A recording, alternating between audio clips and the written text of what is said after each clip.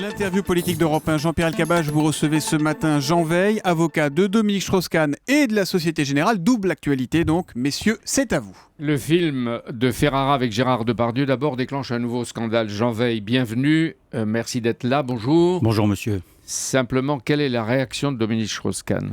Écoutez, il était effrayé et il a donné, et écœuré, devrais-je dire, il a donné instruction à ses avocats, à moi, de déposer une plainte pour diffamation du fait des accusations de viol, des insinuations qui sont dans ce film tout au long du film. Il ne supporte pas d'être traité de violeur. Personne ne le supporterait. Oui, non, il mais a été lui... mis hors de cause. Non, il ne le supporte pas. Mettez-vous à sa place. Voilà, une affaire qui a été qui a dû. Je n'y tiens pas. Hein. Non, je le comprends. Cette affaire a été commencée il y a 3 ans. Il a été mis hors de cause très rapidement, et par conséquent, cette situation est absolument intolérable. Et quand déposerez-vous cette plainte, Maître Veil ? Écoutez, d'ici quelques jours, cette plainte sera déposée. Et elle portera sur ? Elle portera, son fondement sera la diffamation et elle reprendra l'ensemble des extraits sur le viol et la manière dont Dominique Strauss-Kahn est traité. Donc vous portez plainte. Est-ce qu'il a vu le film d'ailleurs ? Non, il ne l'a pas vu, il ne le verra pas. Ses amis, ses proches, ses avocats lui ont recommandé de se protéger, de ne pas regarder ce film abominable. Le réalisateur Abel Ferrara a changé les noms des personnages.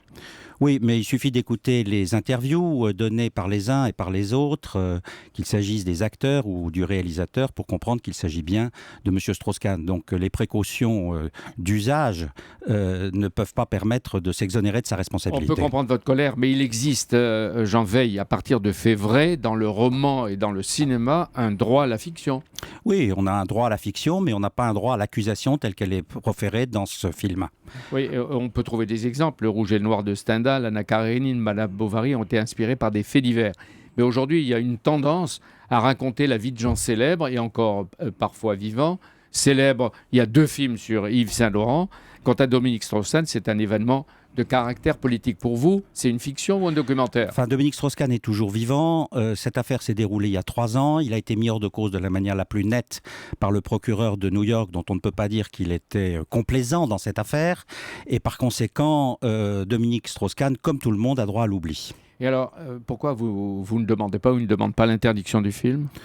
D'abord parce que les procédures sont longues en matière de diffamation. Deuxièmement parce que il est probable que les juridictions françaises répugnent. Ensuite, il faut bien rappeler que Dominique Strauss-Kahn n'est pas un censeur. Le film n'est pas diffusé sur grand écran, mais disponible en vidéo à la demande. Est-ce que c'est une précaution pour vous ou un intérêt commercial nouveau ?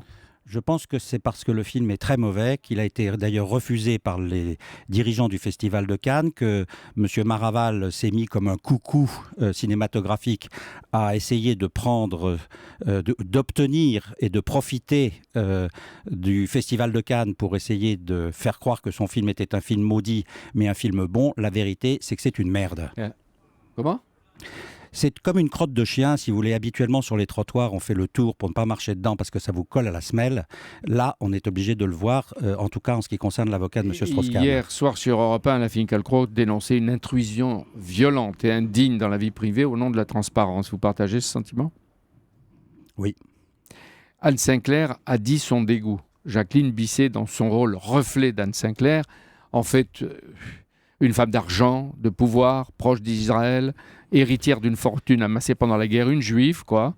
Et elle trouve, Anne Sinclair, ses attaques antisémites et racistes. Elle a raison, c'est un film qui est un film antisémite, et il faut bien voir que manifestement les acteurs et même le réalisateur se sont déjà excusés ou tentés de s'excuser en disant « Ah ben non, c'est pas nous, et puis d'ailleurs ça n'est pas la narration d'une situation, ça n'est pas un documentaire, c'est un film et c'est la fiction. » Vous pensez plutôt qu'ils ont exprimé ce qu'ils pensent au fond d'eux-mêmes ? Pour certains d'entre eux, j'en suis convaincu. Lesquels ? Maître ? Je pense que ceux qui ont exprimé d'une part les dialogues et d'autre part ceux qui les ont filmés et qui ont accepté de les produire et de les diffuser comportent une part d'antisémitisme et n'ont pas peur de le proclamer. Vous le montrez avec hésitation et en même temps émotion et fermeté, puisque je vous vois et Thomas aussi. Anne Séclair a décidé, elle, de ne pas porter plainte, pourtant. L'indignation de Dominique Strauss-Kahn, concernée au premier chef, préfère aller jusqu'aux tribunaux. Ça va de soi, il est traité de violeur, c'est une situation qui est différente. En matière d'antisémitisme, la situation est réservée, les poursuites sont réservées à des associations et par conséquent, il ne peut pas en être autrement. Vous êtes, Jean Veil, l'avocat de la Société Générale, vous avez combattu Kerviel. Il vient de passer sa première nuit, ou il va passer sa première nuit en prison. Cette fois, Goliath a battu David. Est-ce que vous comprenez tout le mouvement autour de lui, parfois de sympathie, cette marche de ville en ville qu'il avait envie de faire jusqu'à Paris, en tout cas qu'il a fait jusqu'à la frontière, comme un vrai héros? Écoutez, il faut rappeler que dans cette affaire qui a eu lieu, les faits ont été découverts il y a à peu près 6 années maintenant. Il y a eu une instruction faite par un des meilleurs magistrats de Paris qui a duré 2 ans. Il y a eu 2 procès qui ont duré chacun d'entre eux 1 mois, donc 2 mois d'audience. Tous les témoins ont été entendus. Monsieur Kerviel a usé 14 avocats, parmi les meilleurs de la place, certains sur le plan technique du droit, et je pense notamment non, mais on peut pas Olivier raconter Metzner, on peut pas raconter 8 ans. Mais et par conséquent, l'opinion se dit, mais il n'y avait pas de contrôle au-dessus de lui. Est-ce qu'on l'a laissé faire? Est-ce qu'il n'y a pas une condamnation à faire aussi de ce qu'on appelle le système de ceux qui sont favorables à Kerviel? Si vous m'aviez laissé finir ma phrase, je vous aurais expliqué que tous ces gens ont pu examiner la situation complètement. N'empêche aujourd'hui que la presse se laisse mystifier par M. Kerviel dans des conditions absolument incroyables. Comment veut-on que les collaborateurs de la Société Générale ne se soient pas laissés tromper par le même M. Kerviel? Hier, il a interpellé le président de la République. Il a attendu une réponse qui n'est pas venue et qui ne viendra jamais. Ça vous choque? Ça vous choque pas? Je trouve ça scandaleux. Je trouve scandaleux que M. Kerviel interpelle le président de la République comme l'a fait Leonarda. Michel Sapin l'a qualifié de délinquante condamnée et d'escroc. À vous écouter, c'est à peu près la même chose. Mais est-ce que les escrocs ne sont pas plutôt certains financiers et banquiers? Je pense que ça n'a strictement rien à voir. M. Kerviel n'était pas là pour tester les contrôles de la Société Générale. On était dans une situation qui était effectivement une situation de crise. Il ne paye pas pour les autres. Il était là pour faire son travail. Il est sorti de son mandat et par conséquent, il a été condamné. Il n'empêche qu'aujourd'hui, à la Société Générale, on multiplie les contrôles.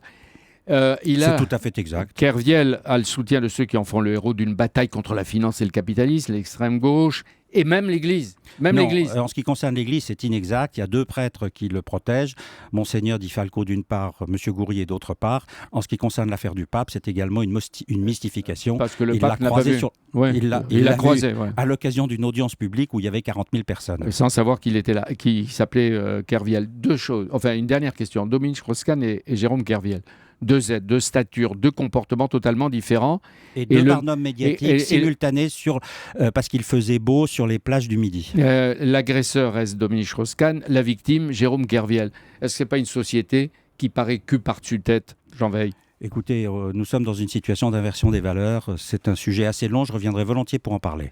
Merci d'être venu. Jean Veil d'être venu ce matin en direct sur Europe 1. Demain, Jean-Pierre, c'est Guy Verhofstadt, candidat libéral à la présidence de la Commission européenne, qui sera votre invité. L'anti-Martin Schulz et l'anti-Juncker. Et n'oubliez pas, ce soir à 19h sur Europe 1 iTélé, le débat... Absolument, Marine Le Pen face à Jean-Christophe Cambadélis. Voilà. Oui, j'ai révisé. Voilà. Merci Jean-Pierre. Vous savez tout.